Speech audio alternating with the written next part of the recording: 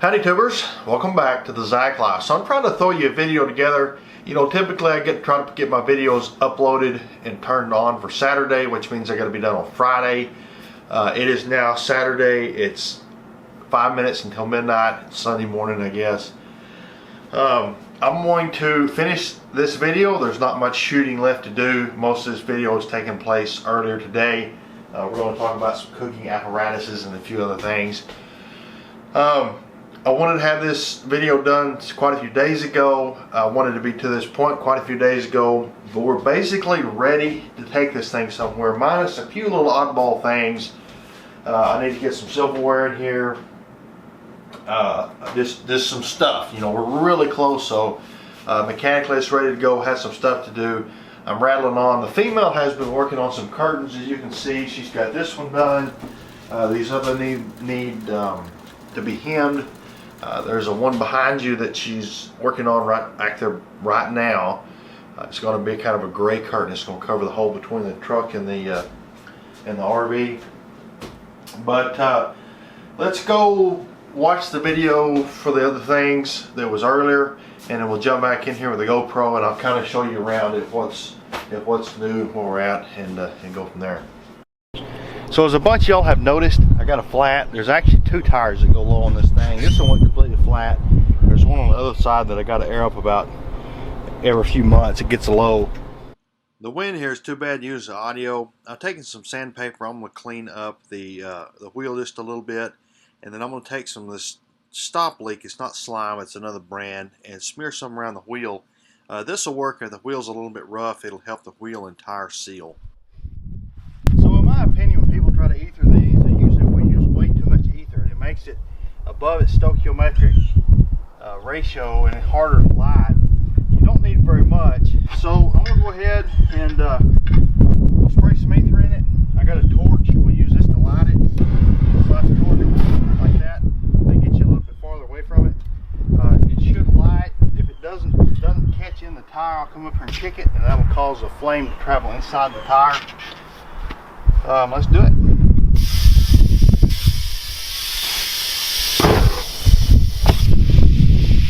There it is.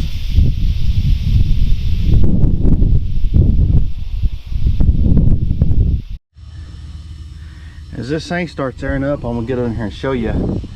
I got the fuel system for the heater all tied up. I got a valve right there. I can shut the fuel off to change the fuel filter. That's a, you know, not a fuel filter the heater came with. That's kind of an aftermarket cheap fuel filter. I got the line, this 1/4-inch line ran in raceway, tied up. It goes back over there to the fuel tank. There is another shut-off valve at the fuel tank if for some reason this line gets hurt. It's actually above the level of the fuel tank, but if it leaks or whatever, you can turn the valve off at the tank. That's a fresh air input, and then the exhaust from the heater goes to that flex line through a piece of 3/4 conduit, and it actually comes out the other side. I did this quite a while ago, but I haven't showed you. I got some more. I got a fuse I need to put right there. I need to tie some of this stuff up yet. It's getting close. I'll have to work on that. So I soaked it all up. I don't see any leaks. I think it probably was a valve core. I'll finish airing it up and we'll call it finished. So here's the next thing I did. This is one of the things that I dreamed about when I very first started designing this thing. And it's this first little bay here on the side. It's open to the front to where the air tanks are, and it's got a hose reel. This isn't the most, what is it, pup? I see something funny. Hey, can I see your foot? Can I see your foot? All right, go away. Anyway, I got a hose reel in here. This is not the easiest thing to work, but you can definitely use it. It's got a 100-foot little blue 1/4-inch hose. It's supplied off this air tank. I got a valve right here. You can just leave that valve shut anyway. The line runs down. You can't see it, but it comes in the bottom. This is all Harbor Freight. This reel originally had like a 25-foot hose on it. I bought a blue 1/4-inch hose. These work great for airing up tires. It's 100 foot long. It'll go a long way. It'll go past the fence, you know, probably all the way back to that fence. You can definitely get, you know, way back behind a trailer or to your neighbors or whatever I'm gonna kind of do this in chronological order as I recall it. I had trouble I talked about before in this cabinet. I've got all the inverters, converters, and electronics and all the crap that's in here. This built a lot of heat if you were running the inverter and both of the battery chargers, and it would get so hot in there that the electronics would trip out.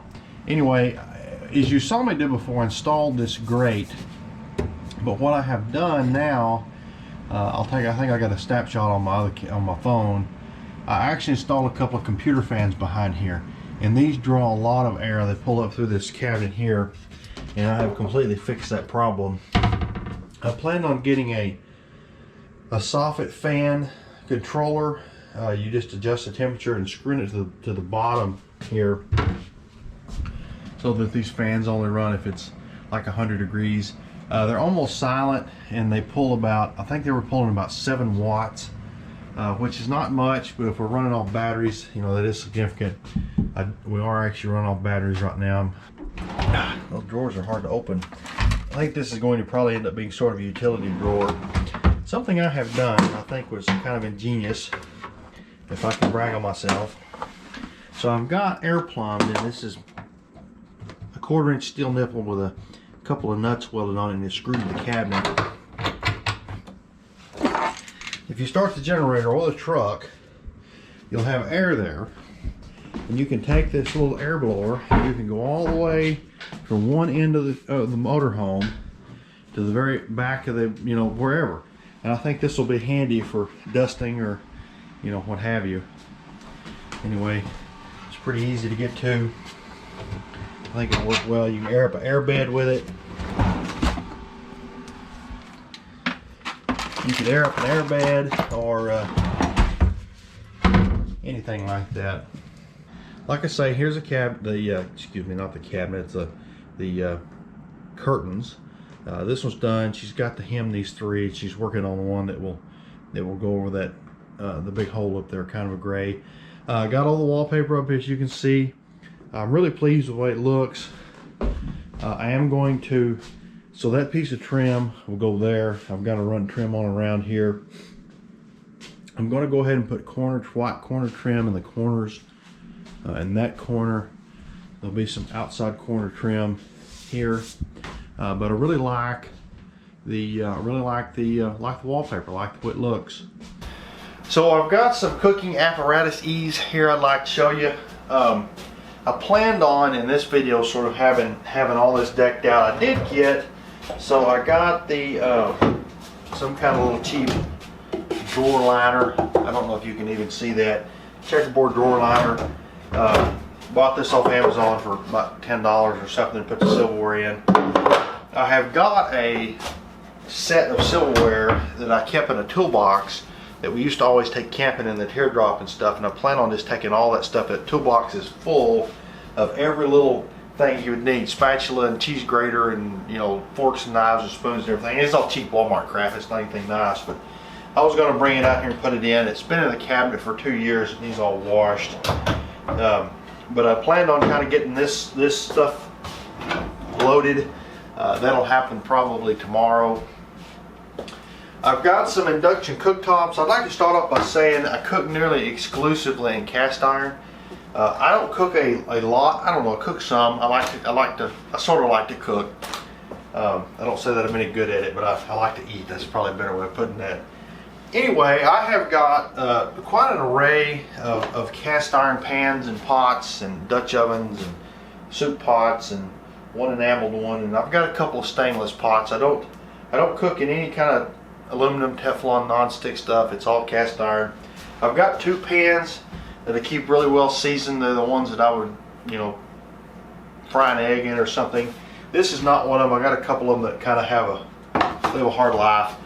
These go in the dishwasher and they rust, and you know, it just gets wiped out and a little oil thrown in it. But anyway, the cast iron pans will probably be something that I, you know, take from my house and bring out here. I won't have a whole set out here. I guess that's what I'm getting at. But I've got some induction cooktops. If you don't know anything about these, obviously this motorhome is all electric. It does not have a stove, and this is what I had envisioned on having 2 of these. I've got a single plug. These are 1800 watts each. And I've got a single plug here. If you recall, it's got a number 10 wire that runs back to the breaker box with a 30-amp plug. So I can actually run both of these off this one plug. And before you say that's not up to code, I know it and I don't care. But anyway, I'd like to kind of show this off as I show you some of this other stuff, because these are actually pretty cool. This is I've got an induction cooktop in my house. That's actually what got me on the cast iron about 5 or 6 years ago. These are not as powerful as my stove in my house, but they boil water really fast. Anyway, I just like to show you. We'll just put some water in this. Everything's stone cold. We'll just turn that on and let that run a couple of minutes as I swing you over here. So I've got this little deal. I've got one of these also in my house. I use this all the time. This is just a the one I got came from Walmart. I don't go to Walmart anymore. I bought this off Amazon. But it's a griddle. Like I say, everything's electric, but it also opens up and makes like a grill. I don't know. Anyway, these are reversible. If you're going to cook you a steak or something. Anyway, this was relatively cheap, 30, 40 bucks. I don't remember. I really like this. I use this all the time. Absolutely all the time in my house. I'm talking about not using Teflon. I guess this is what this is, but I use it. I use cast iron pans. I don't use the Teflon pans. Now I got my new toaster, and I got me an instantaneous pot. So this is real time. We hadn't edited anything out. We'll zing you back around here.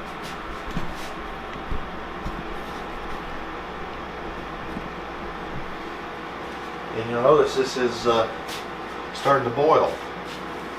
Not quite there. How these work is they don't actually make heat. They induce an eddy. I believe it's an eddy current. That may not be the correct terminology, but they induce a current that travels through the ferrous material, and that actually the heat is actually generated in the pan, not on this. I'd like to demonstrate that. We can take this. This one's ice cold. You can take a boiling pot, move it to this one, turn it on, and it will begin to boil almost instantly. The only heat generated in this is what's absorbed from the pan, so this one will still be cold. So I'll actually be able to pull this boiling pot off here and plop my hand straight on that, and it's actually still cool. So I'd like to do a little bit of a power demonstration just to show how good the inverter batteries and stuff work in this, how much power they've got. We are running on batteries right now. I'm trying to bring the battery charge level down to 40 or 50%, something like that, to give the batteries a good deep cycle, and then bring them all the way back up to fully charged to 100%. That'll take any sulfation of the lead plates and push that sulfation back into the acid. That's what ruins a battery, is either not charging it, running it at a partial discharge, or just having it sit. The worst is having it sit not charged. But anyway, I've only got one pan. This is 1800 and whatever watts. It's 15 amps. I don't have two pans. I could get another one. We'll turn this on and the toaster on. So our AC current here is we're pulling about 38 amps, 124 volts, and the inverter is pulling 221 amps out of the batteries. Chugging right along. So that's a 6,000 watts, so we can actually go up to 50. So we got about I bet that was the she's using the